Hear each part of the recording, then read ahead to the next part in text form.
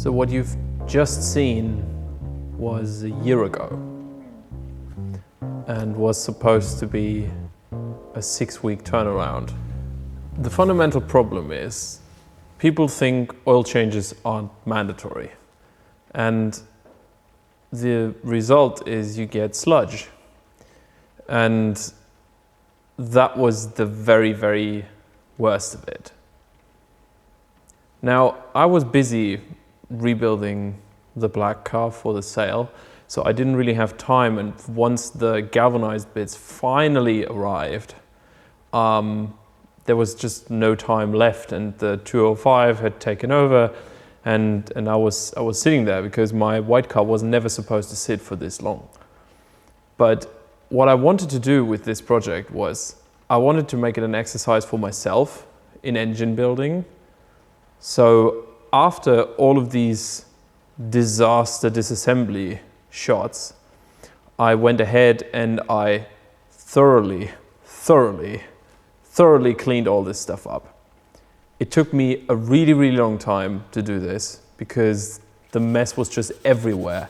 Every single port, every single crevice, there was just sludge coming out of it. And in the end, I found out that the bores were slightly oversized, but just within specs so that I could re-ring the thing and put it back together. But obviously it wouldn't have been an exercise if I just put it back together with new rings. So I went ahead and I weighed each component individually, and then I, for the first time ever, tried to match them as closely as I could. And my end goal was to get below a gram in difference for the piston and rod assembly, because I have no way of balancing a rod and I really don't know what I'm doing here. And I ended up taking a bit of weight off of one piston, which was just too heavy.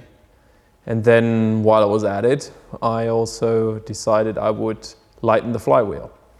Now, I have no idea if this is going to make a drastic change in the way the car performs or in the way it feels, because never had anything like it.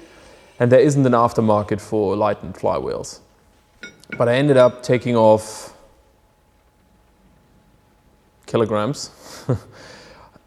And then I had the rotating assembly, the crank and the flywheel balanced as a unit and sitting on the shelf for a very, very long time. The reason you're seeing this now, though, is that I wanted to do something special for the finale of season 3. Now, it's no secret that season 3 really didn't go the way I wanted it to, but I had this idea in my head of something that I haven't seen done, at least not to the standard that I would want it to see. And, well, I rang up my friend Matthias, which, you know, usually yields cool results. And we did a thing.